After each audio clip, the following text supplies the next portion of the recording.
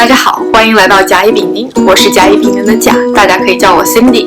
我是甲乙丙丁的丁，叫我丁丁。让我们跨越年龄、背景、语言，聊一聊在美国的那些事儿吧。Hi everyone, we're very happy to have as our guest today Lucia. Why don't we take a minute to let her introduce herself? 大家好，我叫 Lucia， 我的中文名字是刘英璇。我在3岁就随我父母从上海移民到美国。我14岁的时候，我随我父母搬回了上海。我在上海的普通学校做了1年的旁听生，然后就到了上海中学的国际部，完成了我的高中。我考进了 EP9， 毕业后在事业上已经有10来年的经验。然后去年我自己创了自己的播客 podcast， 叫 Rock the Boat。现在我住在纽约，和我的老公在一起。There's a high school student in a local Chinese school. What was the experience to you when you first got there? It's a very unforgettable experience. I remember the first day of school, I was wearing shorts and I had a tank top on and I had hoop earrings and I had, electric blue nail polish. And so the teachers looked at me and they were like, oh my gosh, she's a delinquent. And then I went to the restroom and the students looked at me and they were like, 老师好. I felt like I looked a lot more mature than the kids around. And I remember the first day of school being really long and then just trying to understand everything. And I went home to my mom and I said, Mom, I don't understand a single thing in school. What do I do?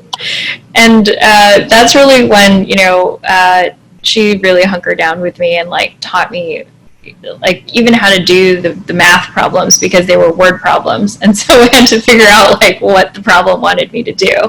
So it was definitely a culture shock. And it feels strange because I just felt so different from these kids. That's kind of like the experience in reverse of mine. I came to the States when I was 16 by myself. I had the culture shock as well, but in a kind of opposite way. I still remember vividly. I saw, everybody in shorts, flip-flops and Abercrombies, and also with the dye hair and also the ear pierced, and those were oh my gosh, these guys are animals. Because this can never be allowed in Chinese school, as you know. Yeah. So in the short few weeks or month after, I, transfer myself into one of them just so I can blend in. I don't know if I did anything specific to fit in. I think just people thought I was different and they knew I was different. I knew I was different, so I was like, I'm not going to be like them, so I think that's okay. It was a fairly lonely experience that year because I just felt so different from the people who were in my class. The people in my class, they all come from very low income families, and so I think basically nobody in my class made it to high school even.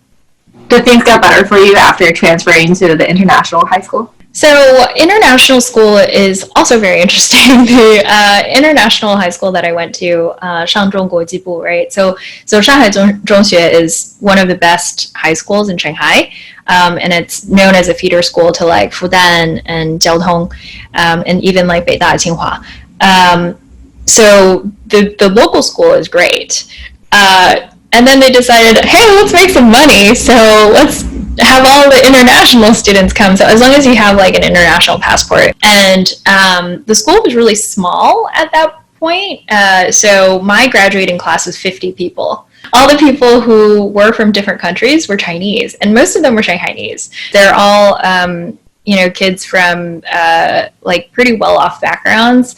A lot of them are kids from CEO families, etc. Our teachers were not necessarily professional teachers. So for the hard sciences, the STEM, it's taught by mostly the local teachers. And then English and history and political science or psychology, etc. Those are taught by expats.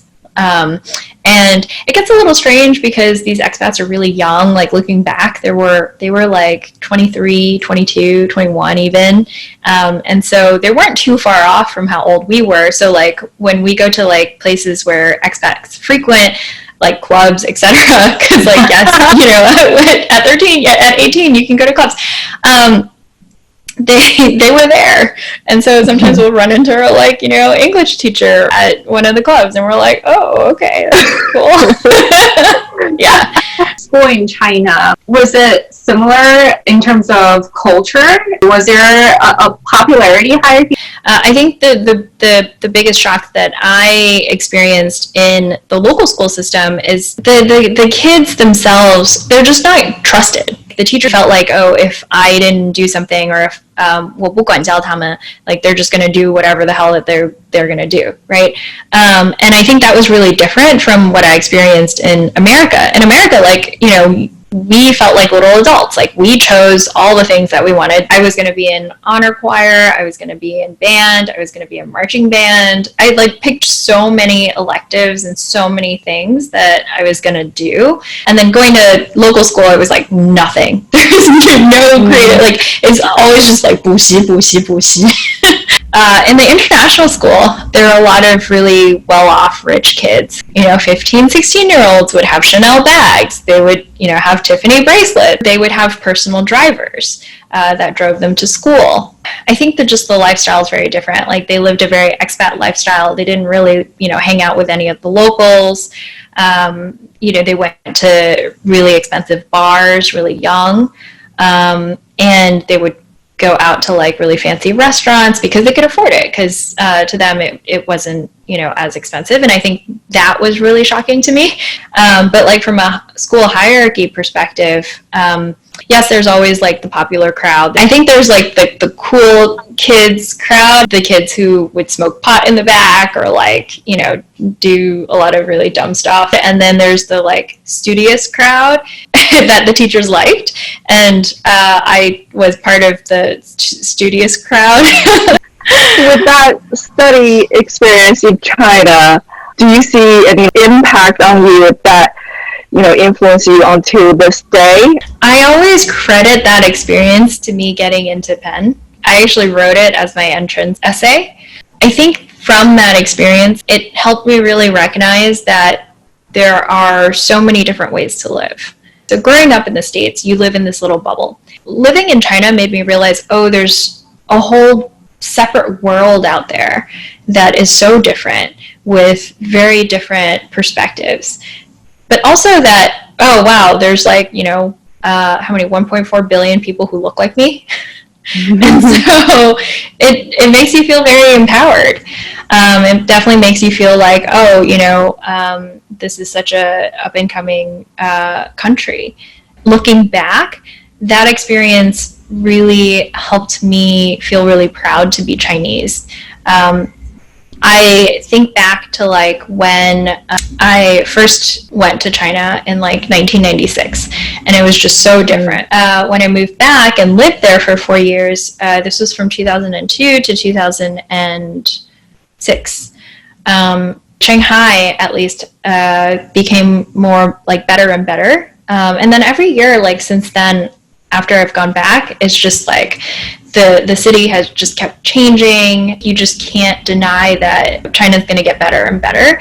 And so with that, I also feel very proud that, there's a second place that I can call home, that, my parents still live in, that I feel like is doing a really good job. With the China growing so fast every day, and with the technology boom, at one point I was struggling if I should go back for work, especially I'm in the technology industry. And I remember I asked then the CMO of our company, who happened to be a Chinese American, and she's like, I don't know the answer to that, to be honest, because I'm not you. That's first. And two is that I think it's very lucky for you to even have that option. Mm-hmm. I think that's, the thing for three of us here is that, we do have that extra option. Yeah, well, that's it. Thank you so much for coming on our show and sharing your experience with us. We really enjoyed chatting with you. Thank you. Thanks for having Thank you me. for your time.